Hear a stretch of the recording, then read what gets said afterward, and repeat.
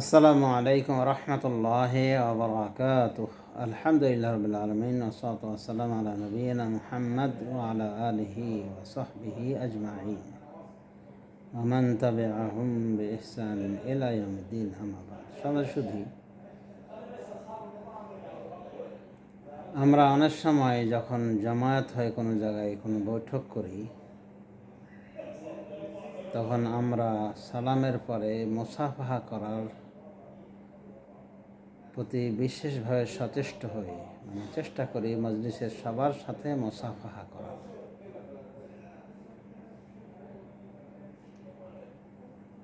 তো এই বিষয়ে শেখ ইবনে উসাইমিন রাহিমাহুল্লাহ বলছেন যে কোনো বৈঠকে বসাকালীন বা অ্যাটেন্ড করাকালীন এই নিয়মটা সুন্নাহ সম্মত নয়।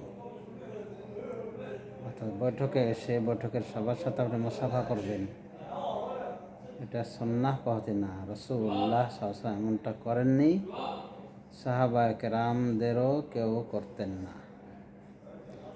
বরং যে যখন এসেছে সে জায়গা মতো বসে গিয়েছে, জায়গা খালি পেয়ে।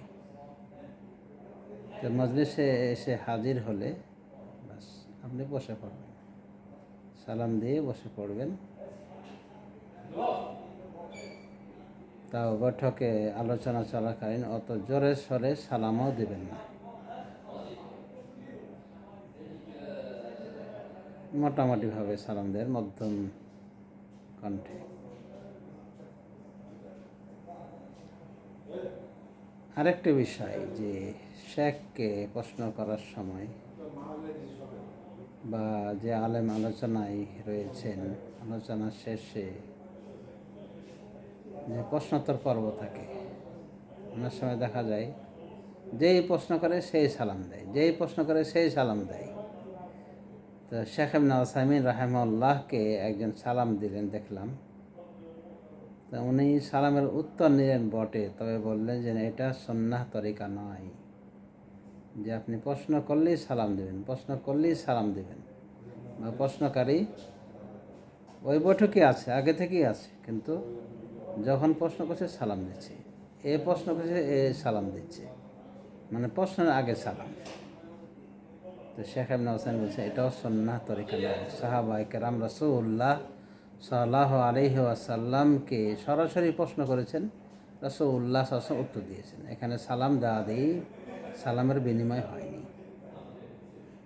তো উনি বলছেন, শেখ ইবনে উসাইমিন বলছে এটাও সুন্নাহ তরিকা নয়, যে আপনি প্রশ্ন করার আগে সালাম দেবেন শেখকে বা আলোচনায় প্রবৃত্ত ওই আলেমকে। এতে করে অনেক সময় নষ্ট তো হয়, আর সুন্নাহ তরিকাও তো হলো না, যে উপস্থিত যারা আছে তারাই সালাম দিবে আর ওই এভাবে উত্তর দেবেন, সালাম উত্তর দেবেন আর প্রশ্ন উত্তর দেবেন। তো কিছু সময়ও নষ্ট হয়। আর শেখ ইবনে উসাইমিন ভাষায় এটা সুন্নাহ তরিকাও হলো না, তো লাভ কি? সুতরাং এগুলি পরিহার করা উত্তম। আমরা এগুলি পরিহার করব যথাসাধ্য। আল্লাহ আমাদেরকে সে তৌফিক দান করুন। তাহলে আমরা বুঝতে পারলাম সংক্ষিপ্ত পরিসরে যে বৈঠকে হাজির হলে পরস্পরকে সালাম দেওয়ার যে একটা, সালামের পরে যে মুসাফাহা করার একটা যে সিস্টেম রয়েছে, এটা সুন্নাহ তরিকা নয়। বরং বৈঠকে বসে আপনি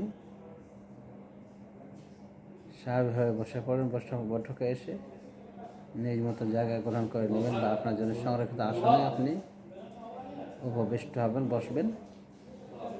এরপরে আলোচনা যেটা হচ্ছে সেটা শুনলেন, কিন্তু আপনাকে ওই ঘুরে ঘুরে মুসাফা করতে হবে সবার সাথে রাউন্ড দিয়ে, এটা দরকার নাই। এটা কষ্ট করে করা হলো, এটা সুন্নাহ সম্মত হলো না। অন্যভাবে শেখকে প্রশ্ন করার আগে যে সালাম দেওয়ার সিস্টেম, এটা বুঝতে পারছেন যে আজকের আলোচনা থেকে যে এটাও সুন্নাহ পদ্ধতির অনুকূল নয়। হাদা ওয়া সাল্লাল্লাহু আলা নবিয়িনা মুহাম্মদ ওয়া আলা আলিহি ওয়া সাহবিহি আজমাইন। আসসালামু আলাইকুম ওয়া রাহমাতুল্লাহি ওয়া বারাকাতুহু।